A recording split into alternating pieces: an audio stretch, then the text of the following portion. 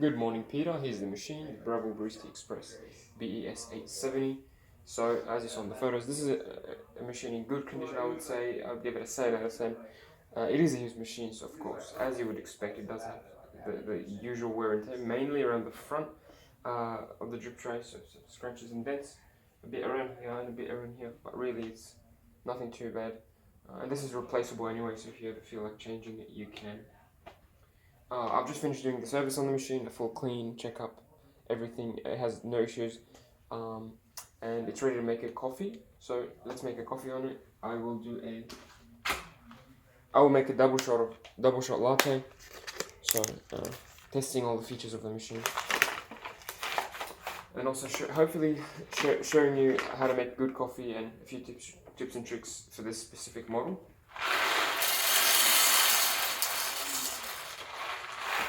So add some beans. Make sure you use good quality beans. Most of the beans at the supermarket or on the cheaper end of the scale are usually stale and not very fresh. So usually the coffee is reflected. The coffee quality is reflected. So if you have any issues in the beans, the coffee will come out problematic as well. So that's one thing. The other thing, before you make the coffee, you want your machine to be nice and hot. So usually it takes about a minute when you boot it up. And once these lights turn on, that means the boiler is up to temperature. But that doesn't mean the entire machine is up to temperature. So you've got things like the portafilter, your grip head, even your cup. These things need to be up to temperature before you make coffee. Otherwise the shot will be sour, maybe a bit cold. So to prevent that, you warm up the machine, and there's two ways you can do that. You can either let the machine sit out like this for 10 or 20 minutes. Slowly these things will warm up. Even the top tray here, you can put your cups on it and it will warm up the cups as well. That's one option. The other option, if you're in a hurry like myself, turn on the machine and run a blank shot. So a blank shot is what I did here, and I'll do it again just for you. You get your cup, put on the portafilter with no coffee in it, obviously. Hence the name blank shot. Double button, and now the machine will run hot water through the system just to warm things up. And as a bonus, it also cleans any oils or coffee grounds that are stuck up in the shower screen, so it sort of cleanses as well. That's why I like to do this step. Do this once or twice and things should be nice and hot. Or if you want, do a combination of the two. So let your machine sit for 5 to 10 minutes and then do a blank shot. It's up to you. And like even if you make a coffee without any warming up, you can still make a coffee, but it's just up to you and your tastes. Once you've done that, you want to take out the portafilter and dry your basket. This here is the double basket, which we're going to use for the video. This takes 18 grams of ground coffee. So I'm going to grab my scale, and hopefully we can get a good shot out of this. Make sure you dry this, like I said. And then I'm going to use my scale to tear. Now the grind size on the machine is at number 5 currently. So you want to change the grind size based on the speed of the coffee. So if your coffee runs too quickly, you want to make it finer to slow it down. If it runs too slowly, you want to make it coarser to speed it up. And I'll tell you what that means exactly once we make the coffee. So as you would expect, finer grind sizes will lead to higher pressure, and that will slow the coffee down, and vice versa. Oh, almost forgot the tamper. Okay, grind size at number 5. I will purge a bit because I've changed the grind size. So purging is just running the grinder for a couple seconds to get rid of the old grind size. You also want to run the grinder when you're changing the grind size. So it's recommended to not change this when the grinder is off. It might damage the mechanism. So just like that, I've gotten rid of some of the ground coffee that was sort of retained in the machine. So I'm going to keep this on 12 o'clock, I'm going to keep this on double, and we'll see how we go. This should give us approximately 17, 18 grams of coffee.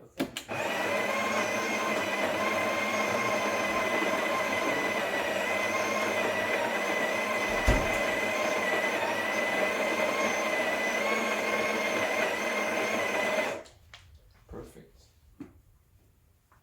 So, not a lot of spillover, which is a good sign.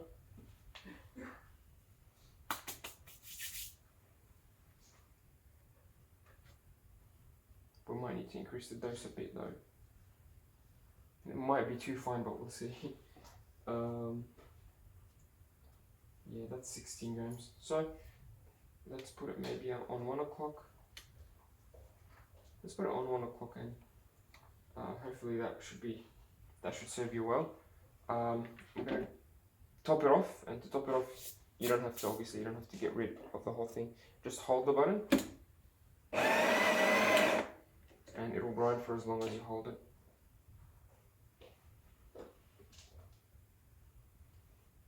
Just a touch more, should be good to go.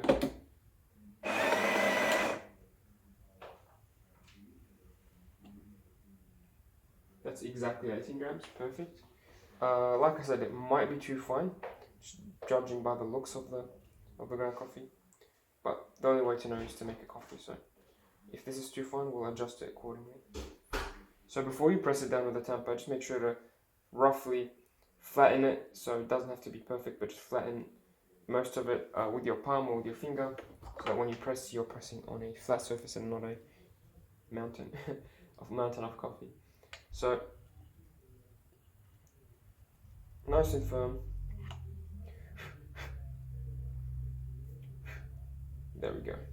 So this is 18 grams, and you'll notice that because we have the correct dose, the tamper only goes as deep as the silver part. So if this is sort of like a rough guide you can use if you're in a hurry or you don't have a scale, or for whatever reason you don't want to measure the coffee, which is understandable. Just tamp it down and look at the depth of the tamper. So if you tamp it down with good force and it doesn't go any deeper than the silver part, then you're doing something right, then that's good. If you tamp it really hard and it doesn't, like it's sort of level with the edge and it doesn't go into the basket, that's too much coffee, for sure. So this is what it looks like after tamping. Make sure you clean the edges.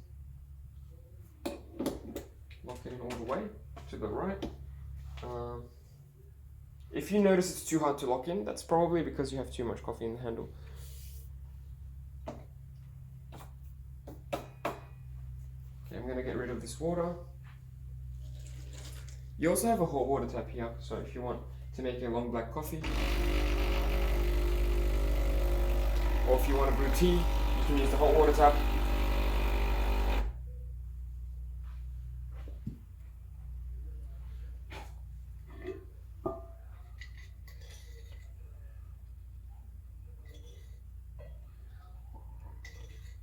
In this case, I like to use the hot water tap to add a bit of hot water to my coffee.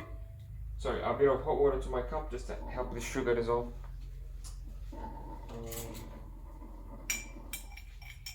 And yeah, so regarding the amount of coffee that we are going to brew, it's always recommended to start with a 2-to-1 ratio. So hopefully I won't make this too complicated, but for every gram of ground coffee you put in the basket, you want 2 grams of liquid coffee coming out of the basket. So we put in 18 grams, we want to get 36 grams. So I'm going to aim for 36 grams into my cup. That's a 2-to-1 ratio. And that 36 gram output should take 20 to 30 seconds. That's the ideal range. We want to change the grind size to achieve that range. So if the coffee takes only 10 seconds to come out, 36 grams in 10 seconds, then that's too quick, and we want to make it finer, to slow it down. If the coffee takes a whole minute to come out, the 36 grams takes a whole minute to come out, then that's obviously too slow, so we want to make it coarser to help it flow quicker. Hope that makes sense. But anyway, long story short, we want to get a good coffee. So these numbers are all to achieve a good coffee. You don't have to follow them religiously, just do what makes your coffee taste good. In this case, I'm going to try to fill it here, up to here. These buttons here, they are programmable, so you can make them whatever length you prefer. So I'm going to program the double for you. And the way you do that is you press program and then you press the button you want to program. So let's do that. So I'm going to press program, then the double button, and then it's going to start making coffee. I'll stop it, and once it's stopped, it'll save that volume. Just pay attention to two things when you make your coffee: the flow, you want it to be nice and smooth, and the pressure, you want it to be up there, around 12 o'clock. Up here. I'm going to time it as well. That's definitely too fine. I don't see any coffee coming out. So I'll pause the video and I'll grind another batch of coffee at grind size number 8. Yeah, let's do grind size number 8. Thanks for waiting. Yeah, so 17.5 grams now, grind size number 8. Hopefully this one will be quicker. I'm going to do the same thing. So press program, then the button. Now it's in programming mode. It'll make the coffee, and then once I stop it, it will remember that volume. That's better. Pressure at about 1 o'clock, flows nice and smooth, very, very nice. Looks like we're gonna get about 30-second extraction on this one. Looks beautiful. I'm gonna stop it right there at 28 seconds. I think that's close enough. That's 36 grams, perfect, exactly where I wanted it to be. That took about 28 seconds. As you see, we have good crema, very nice flow. It smells great as well. This is a good shot, and now your machine will remember to make exactly this amount of coffee every time. This coffee at grind size number 8 works perfect. Your mileage may vary. I mean, different beans will need different settings, so you have to keep in mind that when you get your machine. Next, let's quickly do the milk frothing. So, pretty easy in terms of usage. You just turn it on. It'll start steaming in 10 seconds. Then you turn it off and wipe it clean when you're done. I'm gonna fill my jug with full cream milk about halfway, and I'll come back when it's on.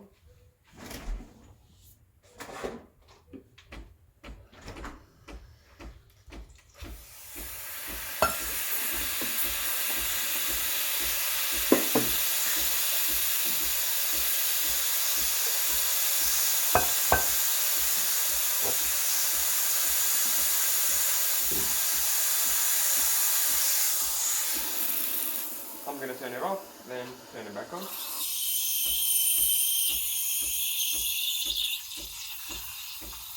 Keep it spinning.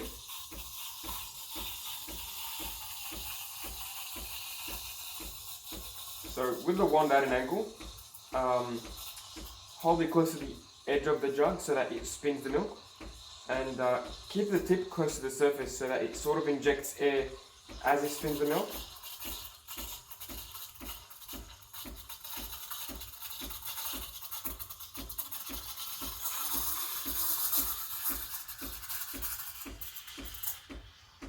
And then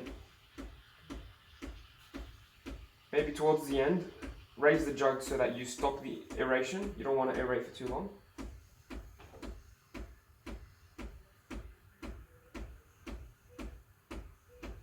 And I'm going to stop it when my thermometer says about 60, and that's usually when it's too hot to touch.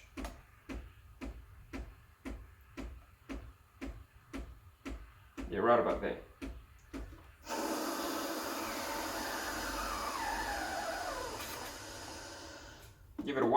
Give it a purge before you go on.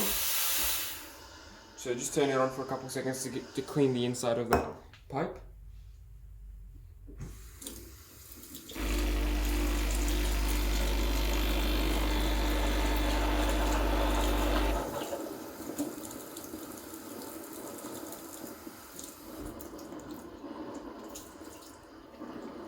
Okay. very important, clean it as soon as you can. And the same goes for the machine, for the portafilter. The sooner you clean it, the better, otherwise the milk will stick, and it may actually clog your wand, so prevention is better than cure.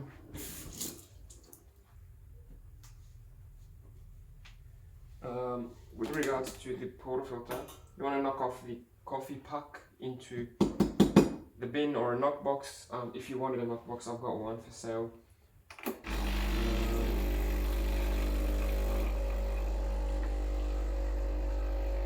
Give it a rinse.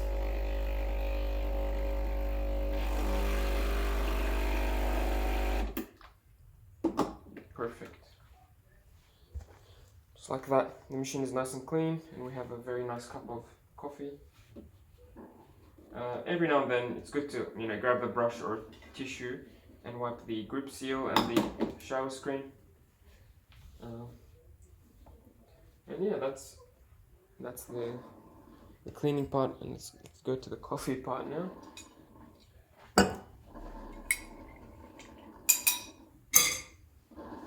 Grab your jug, knock it on the table for a couple times,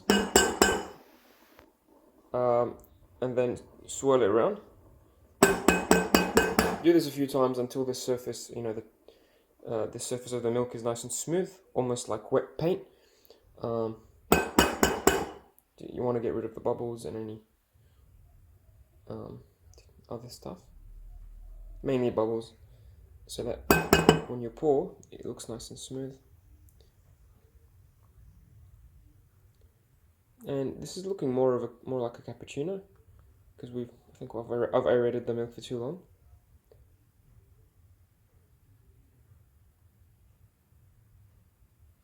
But yeah, you can do latte art with some practice. I haven't been able to achieve latte art today, but every now and then I get the occasional, flower or heart. It looks amazing. But most importantly, it tastes great, and I'm sure you'll enjoy it. If you have any questions, please don't hesitate, and I'll see you soon. Thanks.